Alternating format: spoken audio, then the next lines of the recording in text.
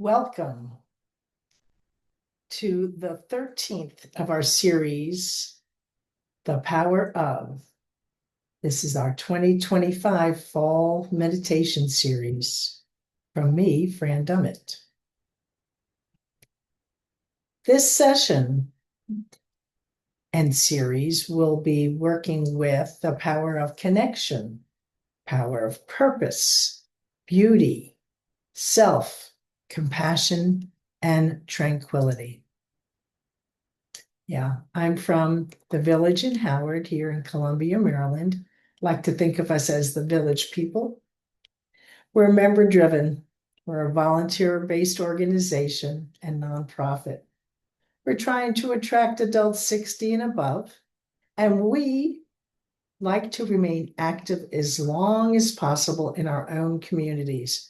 We are not a retirement home. We are a community without walls. As I said, my name is Fran Dummett, and I've been doing meditation for about 19 years, and I've been with the village for about 8 years. So we're going to explore the power of connection. And I did an outreach program with this and talked to a lot of different people about it, and it's really powerful. Because what we're going to do is explore causes of isolation and loneliness and maybe get some tips how to deal with it and see how the village in Howard assists in it. We have our famous Dr. Adam Potts, our physical therapist and Tai Chi instructor, doing Tai Chi for our joints. Our meditation is soul connection with music from Clara Sophia, a Danish person who will share with us healing angelic music. Then, of course, we'll have our silence with our candle.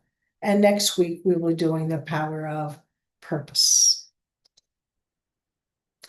So, did you know 1 in every 3 adults feels isolated from the ages of 50 to 80? This can be as damaging as 15 cigarettes or 6 drinks a day. It can increase the risk of heart disease and stroke by 30%, and it increases the risk of dementia or cognitive impairment if we feel isolated. What are those signs of loneliness? Well, maybe we withdraw from our different activities, or we're socially isolated. Perhaps we're feeling sad or irritable. And maybe we have these unexplained complaints like resulting in high blood pressure or a weak immune system. Think about it. Now, many of us at our age, raise your hand. Do you have sleep disturbances? Do we feel a little bit of cognitive decline? How about those unexplained aches and pains? And are you relying on medication a bit more? And even perhaps your decline in personal hygiene is occurring, or you're not doing those hobbies that you did earlier. And maybe you're even expressing thoughts of hopelessness. So, how can you combat loneliness and social isolation? What do you do? Would you think about it for a little bit? Really ponder if you're feeling that you're caught in this situation at this point in time, which I think as we get older, many times we do feel that. Okay, write it down, share with a neighbor. Maybe you came up with maintaining and cultivating relationships, or joining clubs and groups, or like these people volunteering at the village. We have a large group of people who volunteer and help people out, who are full service members who might need a friendly person to talk to, or transportation to the doctor, or pick up medication. Things of that sort. Volunteering makes our heart feel good. There's a lot, especially here in Howard County, Maryland, of community events. Attend those. Even though we're older, maybe a little bit scared of doing technology, try to embrace technology. And I know that helped during COVID when we all did Zoom. And try to find those hobbies and interests that you had, or maybe develop new ones. I remember my father, when he retired, uh, went back to practicing violin. And he also learned to ride a bike because he never had ridden a bike. Things like that. What do you do? Look at some of these things for self-care. Do you get some alone time? Do you tell people no and set some boundaries? Or walk in nature? That can definitely improve your mood and relieve anxiety. A chat, a venting session with a friend. Do you have a pet? Cat, dog, fish, whatever.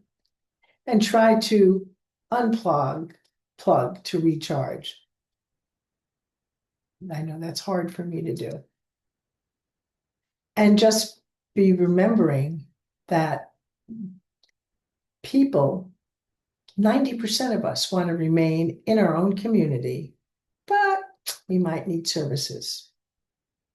We might also have less family support, which increases our independence. And if you're with a group like the village, it reduces isolation. And hopefully those health issues won't be as much, and it'll decrease the cost of care. And this is our Sunday soup group, who they make soup and share with each other. It's kind of cool. And there are resources in your area like senior centers, which we have about 3, 4, or 5 of them in Howard County. Libraries, there are mental health professionals, and of course, we have the village. So how can Tai Chi alleviate social isolation and loneliness? Well, it can do it by what we're doing here, providing opportunities for social interaction, improve your physical and mental well-being, and it fosters a sense of community. And those mindful moments and breathing exercises reduce stress and improve mood, contributing to well-being and social connectedness. And maybe remember, when you do Tai Chi, maybe pause 3 times a day. Set a timer or reminder. And just take 3 deep breaths, slow breaths, fully inhaling and exhaling. Just focusing on those sensations of your breath, feeling your chest rise and fall. Notice the air filling your lungs. And reflecting what shifts in your body or your mind when you pause for this simple act of presence. And lots of us like to journal our thoughts at the end of the week. And you might notice a greater sense of calm and resilience as you return to the strength of the present moment. So now, you either can be seated or standing, and let's join Dr. Adam Potts, physical therapist and Tai Chi instructor, for joint circle routine for mobility.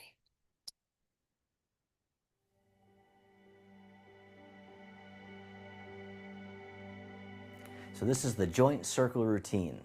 All right, we'll start off with the ankles and we'll work our way all the way up the body, lubricating all of the joints. So we have what's called synovial fluid in all of our joints, and it tends to kind of dry up as we get older, but the best way to stimulate it and stimulate even more is through gentle circular motions and Tai Chi. All right, so we'll begin by first standing with the feet shoulder width apart. You can slightly soften the knees so that they're not locked out. Get as tall as you can through the crown of the head, and then soften slightly.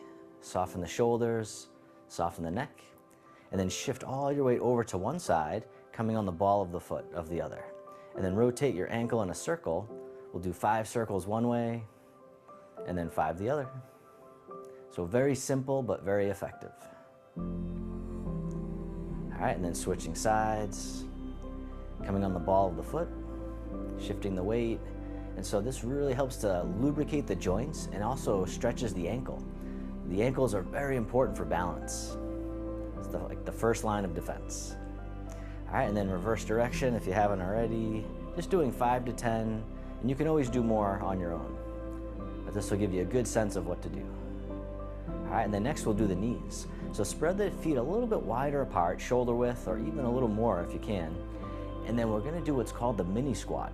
So I'll show you from the side, because the key to the mini squat is to hinge from the hips. So you wanna send the hips back, the chest comes forward, so that you don't fall back.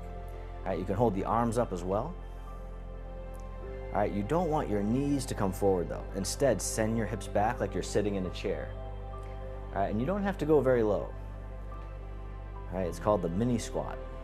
So just enough to loosen the joints and strengthen the legs. Breathing in and breathing out. All right, one more time, the mini squat. All right, next we'll do the hips. All right, so with the feet about shoulder width apart, place your hands on your hips and then begin to rotate the pelvis in a circle. So starting off with small circles, and then if it feels okay, you can make them bigger, but we're not trying to set any records today. We're just loosening up the joints. All right, especially with stretching, less is more. All right, and then reverse direction, starting small. And if any of these movements bother you, you can just skip them or just do very small motions. All right, next we'll do the spine. So coming back to stillness, then the arms float down, they circle in front, making two loose fists. The forearms come towards each other, around the back. Then reverse direction, the arms go out to the sides as you open the shoulders and chest. Breathing out as you round the back. Breathing in as you open. Or take as many breaths as you need. This is called spinal cord breathing. It's actually a Qigong movement.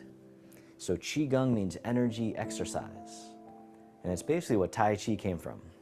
It's like the simpler version of Tai Chi. All right, and then one more time. Big open, like a good morning stretch. And then let the arms float down by the sides. And then begin to slide one hand down the thigh, doing a side bend, but just going a little at first, and then going to the other side. You can always do more the next time, but once you've gone too far, you can't really take it back. So just go nice and easy. One more time. All right, next we'll do rotation. So begin to turn from the waist, the torso, and the shoulders, and then coming back to center, turning the other way.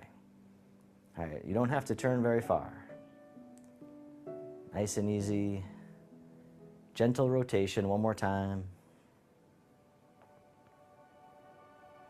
All right, next we'll do the shoulders. So lift the shoulders up towards the ears and let them fall back and down.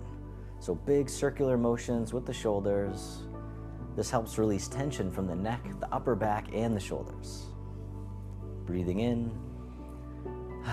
breathing out. This one's good to do anytime during the day, especially if you're sitting a lot at the computer or sitting at all.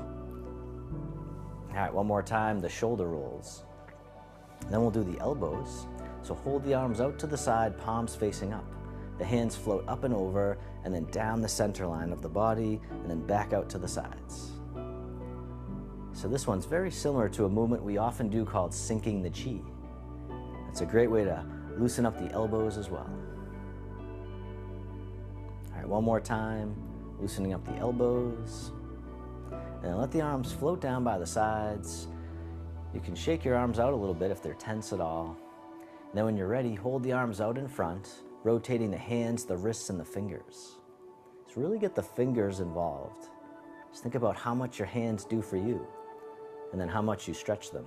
Probably not a whole lot. All right, and then reverse direction. But this one really helps if you have carpal tunnel syndrome or if you want to prevent it. All right, one more time, circling the wrists, the hands, and the fingers, and then letting your arms float down. Next, we'll do the neck. So very gently begin to turn your head towards one side and then towards the other. Once again, you don't have to go very far. Just enough to loosen the joints. And then we'll go up and down, but if you have vertigo and you know it makes you feel dizzy, you can skip this one or just do very small motions, or at least make sure you hold on to something and have something behind you in case you need to sit down. All right, so looking up and down, nice and slow, if it feels okay.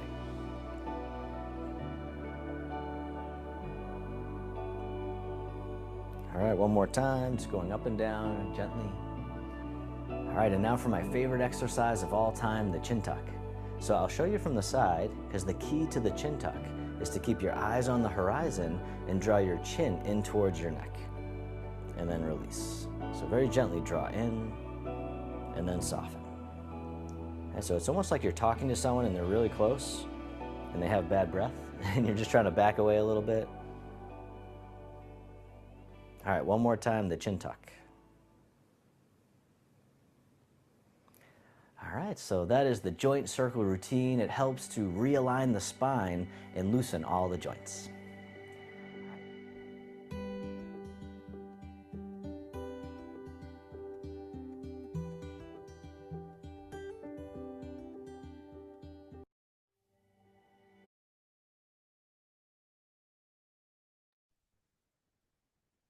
Wow, that was amazing. That's what I really needed.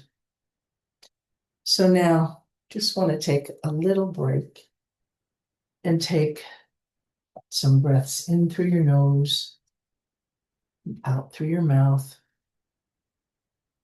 Perhaps placing your hand on your lower abdomen as you're seated.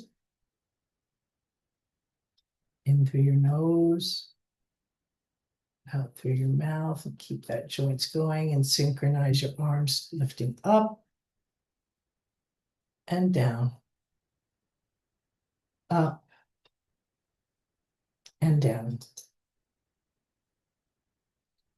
Releasing those shoulders away from your ears, unclenching that jaw, and dropping your tongue from the roof of your mouth. Let's settle in for our meditation.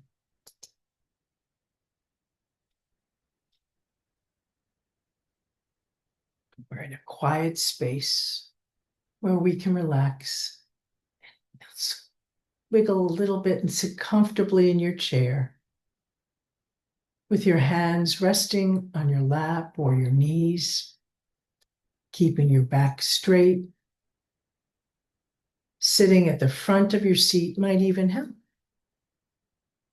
Your neck should be relaxed, your chin slightly tucked in, and commit to spending the full time on this meditation, whether you find it difficult or easy.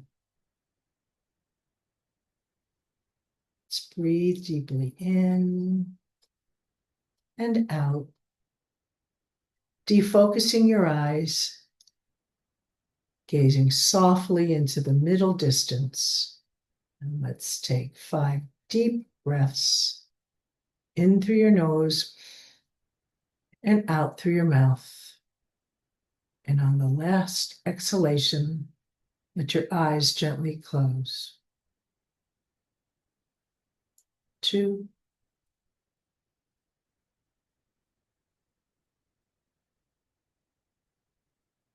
3,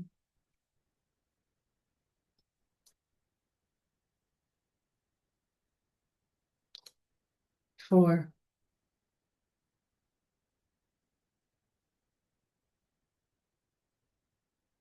5. Let's take a few moments to settle into your body. Gently observe your posture and notice the sensations where your body touches the chair and your feet meet the ground.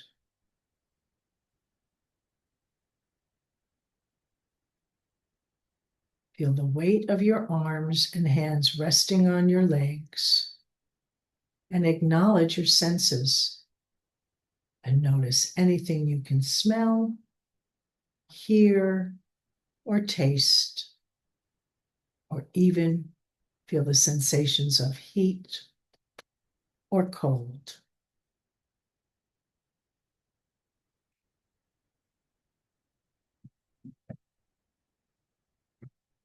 Now slowly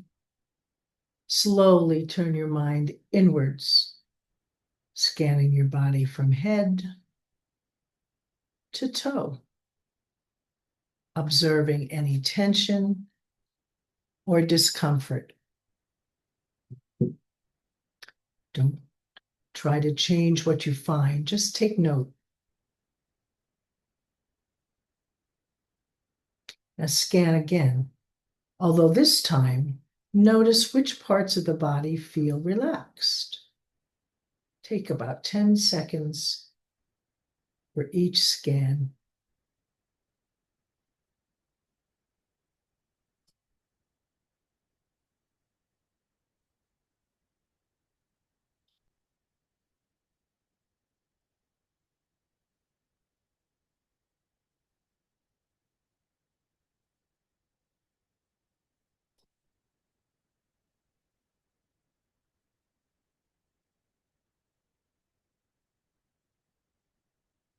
Now turn your awareness to your thoughts.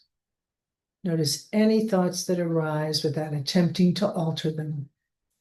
And gently note your underlying mood, just becoming aware of what's there without judgment.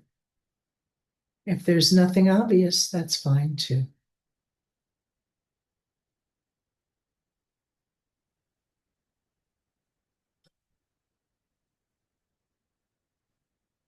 Now bring your awareness to your breathing. Don't make any effort to change it. Just observe the rising and falling sensation that it creates in the body.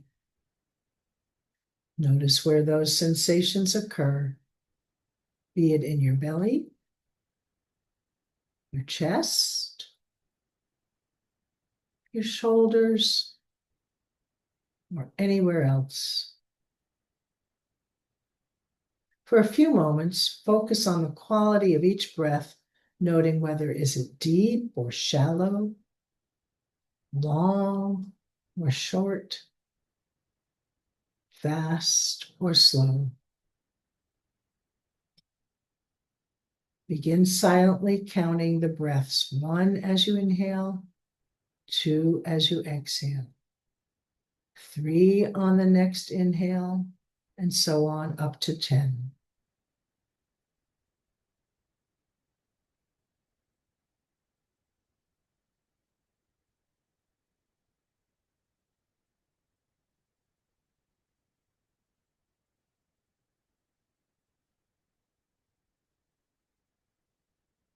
While doing this, it's completely normal for thoughts to bubble up.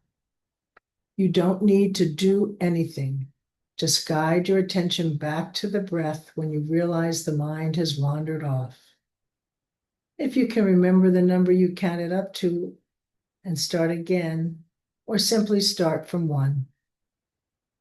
Don't rush the breathing and just allow it to continue at its own pace and rhythm. Continue until I tell you.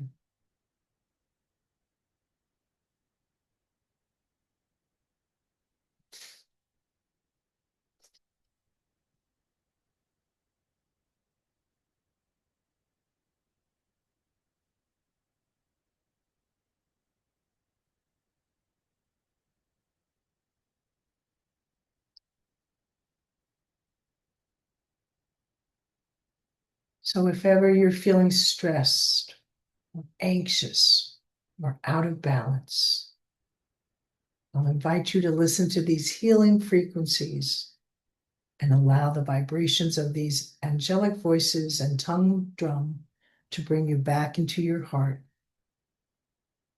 I invite you now to take a deep breath and inhale, and a long exhale, allowing this sound healing journey to take you into a space of deep gratitude and appreciation for the fact that you are alive right now on this beautiful, miraculous day. So here is Clara Sophia, a Danish singer and songwriter.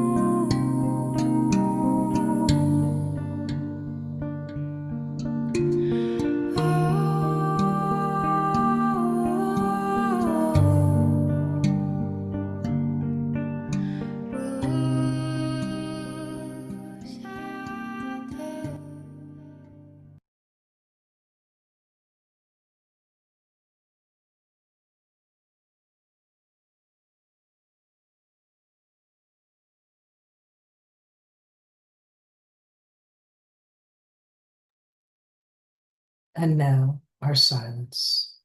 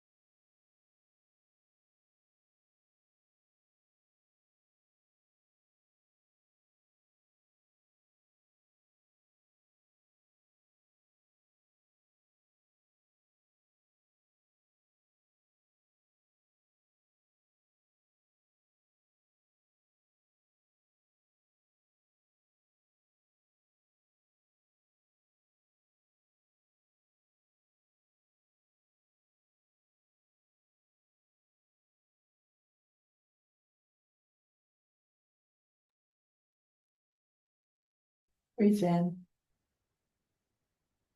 and out.